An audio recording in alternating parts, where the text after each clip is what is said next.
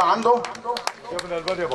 والله ما شاء الله عليه، يعني ده شرف كبير لنا ان احنا بنتواجد في وسط ناسنا واهلنا في حوش عيسى بقياده الكابتن ريعو طبعا، والكابتن محمد الرميحي الرمز الكبير لكمال اجسام والحكم بتاعنا، كان له دور كبير في تنظيم البطوله، وان شاء الله تكون بطوله ناجحه باذن الله. وموجود معانا طبعا قمم وقامات كمال اجسام، المدير الفني للمنتخبات القوميه الكابتن الكبير محمد عبد العظيم دعميش، كابتن سعيد دعميش، ومعانا سياده المستشار سعيد فرفور نائب رئيس مجلس اداره المنطقه، معانا الكابتن ياسر الحباك مدرب عام للمنطقه وعضو لجنه فنيه، والكابتن عبد الفضيل عبد البديع مدرب المنطقه وعضو لجنه المدربين، وفي الكابتن عادل الدلجموني عضو اللجنه الفنيه، الاستاذ حسين سرحان المستشار بتاع المنطقه والمدير التنفيذي للمنطقه، وكابتننا الكبير الحكم الدولي ورئيس لجنه الحكام كابتن عبد الواحد الحوفي، وحكم الدرجه الاولى الكابتن السيد فكيه، وحكم الدرجه الاولى كابتن ايمن العشري، ومعانا الحكم الكبير بتاعنا حكم الدرجه الاولى الاستاذ سيد عبد العزيز، وطبعا ما ننساش الحكم بتاعنا من القامات الجميله الكابتن محمد الرميحي. وفي معانا قمم جميله جدا وهم مستقبل كمال اجسام في محافظه البحيره، وان شاء الله على مستوى الجمهوريه اللي ما نقدرش نشتغل من غيرهم. الكباتن بتوعنا كابتن محمد فرفور ريال جيم، والكابتن جلال مرعي مركز شباب المدينه، والكابتن الكبير الطيب عمرو اللي منورنا، والكابتن محمد ابو زيد صانع الابطال، والوحش بتاعنا الكابتن سيد عبد الخالق، والكابتن سعيد بقى ده قصه ثانيه بتاع مركز شباب الحريه حبيبنا الغالي. فان شاء الله نبدا البطوله على خير يا رجاله، وتكون بطوله ناجحه وجميله. وما ننساش الكابتن محمد الرميحي الصغير عشان بيبص لي من هناك كده مش هيروحني النهارده. شكرا لكم جميعا ان شاء الله، ونبدا باذن الله على بركه الله البطوله بتاعتنا باذن الله، ونتمنى نشوف كده ابطال كويسين. وما ننساش طبعا الكابتن ممدوح شتاوي ابو حمص، والكابتن طه الشهاوي ابو حمص، واسف لو كنت نسيت اي اسم او حاجه.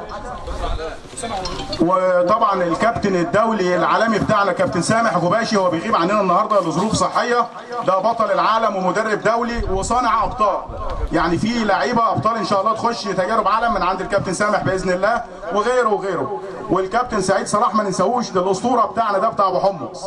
شكرا.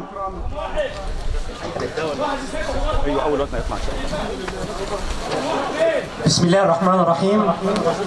على بركة الله نفتتح بطولة كمال الأجسام تحت 23 بالمنطقة البحيرة على اللاعب رقم 1 و2 و3 و4 و5 و6. اهدى علينا بقى عشان انا لسه قاعد اهو. سعيد احسن رقم 4 جامد يا سته. بص يا ابني بص هنا. كابتن بص مفيش يمين بقى انت يا ابني ما تبصي لي كده. امان بص امان وش جنب يمين يعني لا وشك كده. ايوه خد تعالى هنا بقى تعالى خد. خلاص يا كابتن. شوف اكيد ده نبيل تبع ايه يا ابني؟ تبع يا كابتن. شوف اكيد يا كابتن. شوف اكيد رجاله قدام رجاله تحت بعد اذنكم عشان الناس اللي وراك تتفرج يا رجاله بعد اذنك تحت. كابتن ستة يا كابتن في ناس وراك بعد اذنك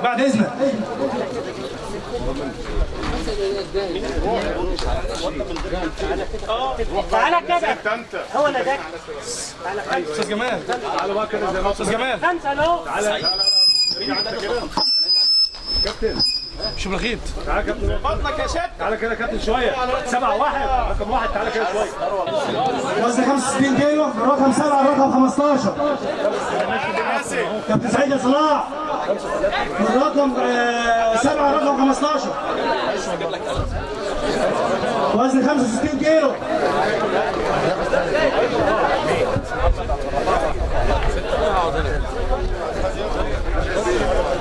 وزن 65 كيلو من رقم 7 رقم 15.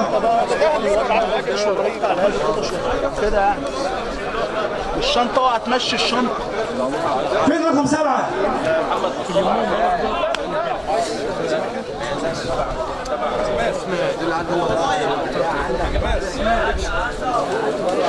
الاسماء فين رقم 7 يا رجاله؟ رقم 7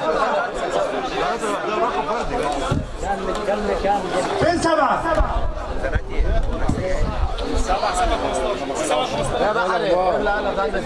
اللعيبة من 7 ل 15 عليهم الاستعداد.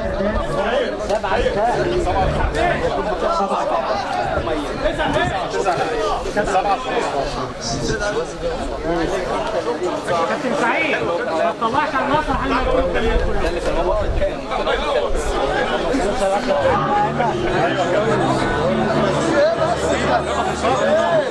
يلا 7 8 9 10 11 12 13 14 15 خليكم.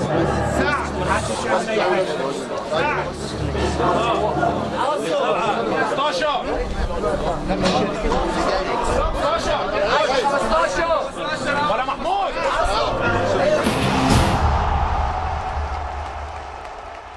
من داخل قاعة ريعو أو من داخل بطولة كمال أجسام منطقة البحيرة، يسعدنا أن نلتقي بسيادة النائب الأستاذ عصام الصافي. بنرحب بحضرتك. اهلا بيك يا فندم، اهلا بيك واهلا بالساده المشاهدين، ونورت حوش اسم. ربنا يخليك. احنا بنقول ان نائب الشعب للشعب، ووجودك النهارده في هذه البطولة وكلمة توجهها للقائمين على البطولة وللشباب. والله انا بنشكر حضرتك الاول طبعا القناه، بنشكر الساده القائمين على هذه البطوله، والاخ ريعو اللي هو استضاف البطوله على ارض حوش عيسى. طبعا الدوله بترعى الشباب وترعى الرياضه، واحنا طبعا برضو بنطالب السيد وزير بمزيد من الدعم، وخصوصا لمراكز الشباب اللي هي في القرى والنجوع، لان النهارده دي المتنفس الوحيد للشباب، هي مراكز الشباب. فاحنا يعني يا ريت يكون فيه اهتمام اكتر، وطبعا فيه اهتمام بس عايزين برضو مزيد من الاهتمام، وخصوصا يعني انت عارف الرياضه دي هي اللي بتلم الشباب، ومفيش حاجه يعني الناس مجمعه عليها قد الرياضه. فطبعا دي حاجه مهمه للبلد اساسا عشان نربي نشء قوي. وطبعا كمال الاجسام دي لياقه بدنيه، وانا شايف بسم الله ما شاء الله نماذج حاجه جميله هنا يعني بصراحه. فطبعا احنا بنشكر كل القائمين على هذا العمل اللي هو بيخدم مصر اولا، لان مصر هتنبني بالشباب، ومصر فتيه ومصر كلها شباب، ويمكن اكثر من 50% من سكان مصر هم الشباب. فدي مصر يعني اتعودنا دايما ان احنا نشوف النائب عصام الصافي متواجد بصفه مستمره في اي تجمع شبابي. نقول ان زي ما حضرتك بتقول ان الشباب هم العنصر الفعال دلوقتي، وهم السند للبلد. حضرتك كلمة توجهها لجميع الشباب وليس للرياضيين فقط. والله أنا يمكن فرصة أن أنا مع حضرتك ومنبر سيادتك إن احنا يعني الكلمة اللي بنوجهها للشباب، شباب مصر عموما، مصر بلدنا كلنا. نرتبوهم ولا ايوه كده واحد عامل جميله عشبه رجلك يلا احسن يا 20 احسن. تعالى 16 جنبه تعالى يا ابني. ايوه انت 18 ايوه وراه بس اثبت على كده رجليك يا ربيع. وضع العام ايوه كده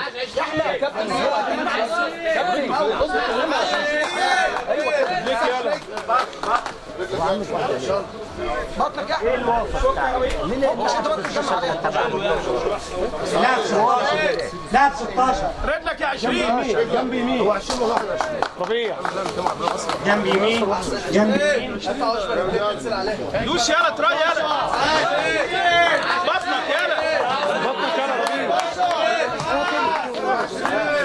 شد صدرك يلا ظهرك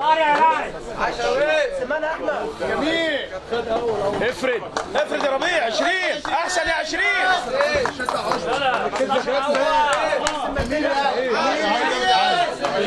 جنب شمال جنب شمال ايدك الشمال فين؟ بطل يلا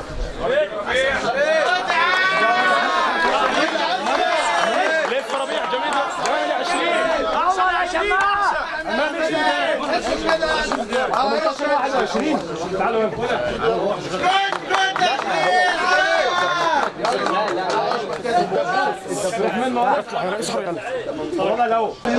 26 27 28 فين؟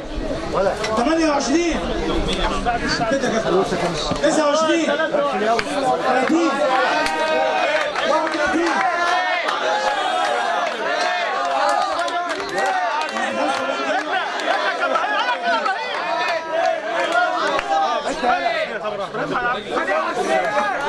شدك والسلك يا ابراهيم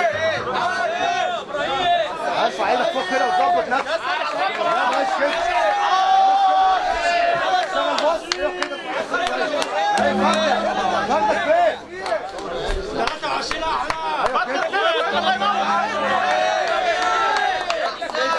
ايه يا بابا بص ايه 23 ولا 2 ولا مين اللي معلش الرقم ده السودا ده ايه ده يا ست يا الله عليك يا ابني والله الرقم اللي قدام حط الرقم في الجنب ايه ده ايه نفسك شويه كده محدش شاف الرقم ارفع فردك شد فردك 27 معاهم يلا يلا شد جامد ايوه كده اطلع يلا معاه اللعيب خليك معاه الله ينور جميل خليك زي ما انت كده شد بطنك يلا غدا ما تبصش لنفسك يا محمد شد يلا تاني يا حمد يلا تاني يلا الوضع الثاني ارفع صدرك ايوه كده تاني يا حمد يلا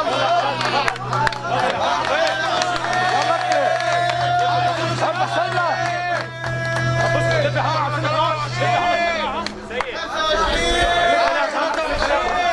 يلا افرد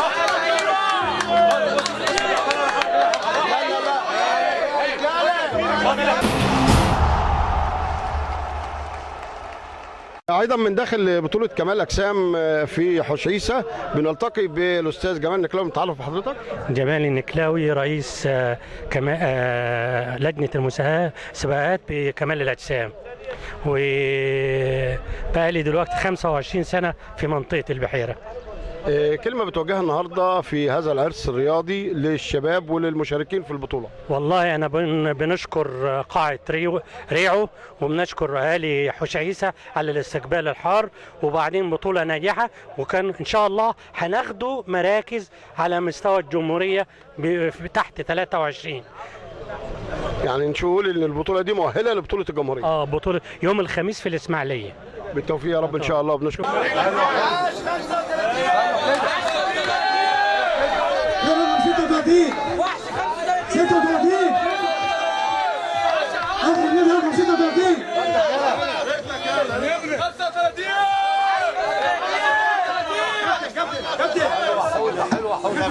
كابتن جمال يا تيجي كده بس عشان هو مش شايف حاجه خالص. يلا يلا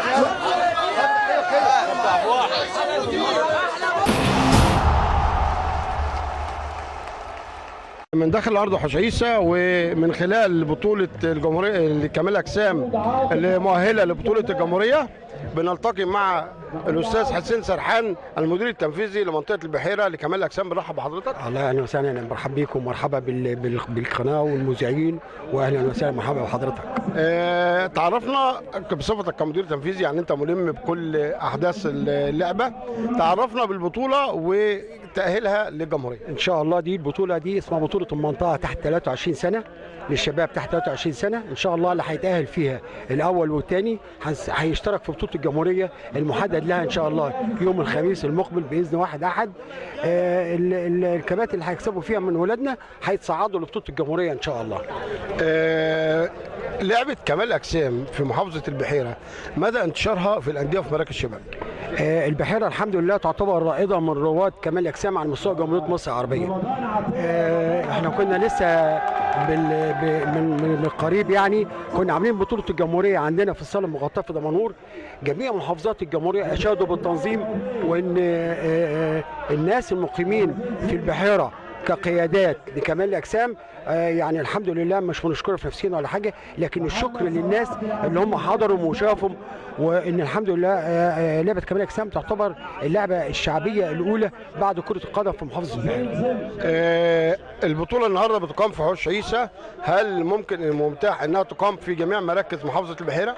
والله احنا في السياسه العامه للقياده الجديده معانا اخونا الكابتن علاء ابو النار رئيس المنطقه، قلنا ما نختصروش بطولات المنطقه على مدينه دمنهور، احنا هنعمله في المراكز وفي الانديه وفي ليه عشان نوسعوا رقعه الاشتراك، وكمان الناس اللي ما شافتش كمال اجسام احنا نروح عندهم عشان نروم ايه هي لعبه كمال اجسام.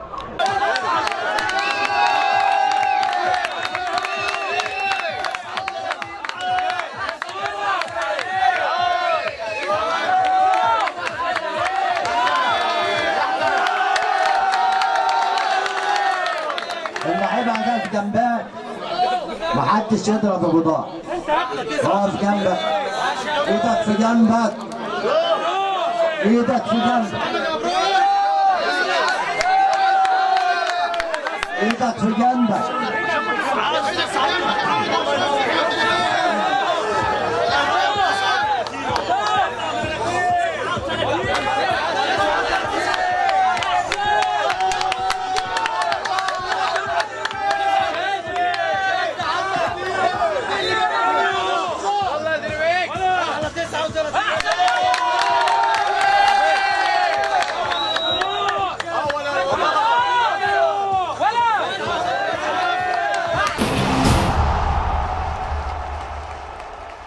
اثناء بطوله البحيره لكمال اجسام والمؤهله لبطوله الجمهوريه بنلتقي مع الراعي الرسمي للبطوله مع الكابتن ريعو. بنرحب بحضرتك وبنقول لك الحمد لله على السلامه بعد حصولك امبارح من المانيا.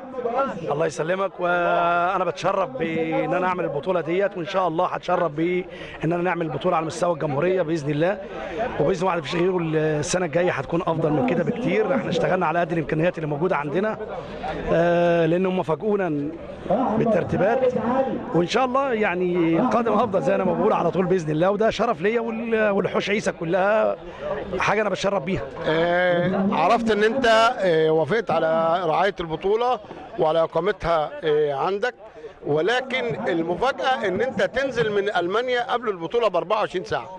لان طبعا ما ينفعش ان البطوله زي دي تبقى انا الراعي بتاعها وموجوده عندي، وحاجه بتشرف حوش عيسى وبتشرف البحيره كلها، ما ينفعش ان انا ما انزلش، فكان لازم انزل واحضر البطوله بنفسي. كلمه بقى تقولها للشباب اللي احنا شفناهم النهارده وفخورين بيهم. انا بقول للشباب ديت ان انا اتشرفت بيكم وبمعرفتكم، واتشرفت على اقامه البطوله ديت، وبقول لهم القادم افضل ان شاء الله، وتشرفوا مصر ان شاء الله في الخارج، وتشرفوا البحيره قبل اي حاجه. دايما يا رب نشوف ريعو مكان ريعو دايما فعال وفي استقبال المسابقات الرياضيه على مستوى البحيره بالكامل. انا والله بحاول ادعم الرياضه على قد ما بقدر، بحاول ادعم الرياضه لان انا راجل كنت في الاساس يعني عاشق للرياضه، زائد ان انا راجل بعشق مصر وبعشق تراب مصر وبعشق حوش عيسى، واي حاجه بتيجي من حوش عيسى او البحيره او من مصر انا راجل بعشقها. وان شاء الله يعني نحاول نقدم افضل صوره لحوش عيسى، نطلع بافضل صوره لحوش عيسى، ان احنا الشباب دول يكونوا موجودين عندنا، لان دول شرف للبحيره كلها، وعشان شرف للبحيره هيبقى شرف لمصر باذن الله، هيشرفونا في الخارج باذن واحد مفيش غيره. بالتوفيق دايما ان شاء الله يا كابتن. ان شاء الله، وانا مش شاكر جدا وكل سنه وانتم طيبين.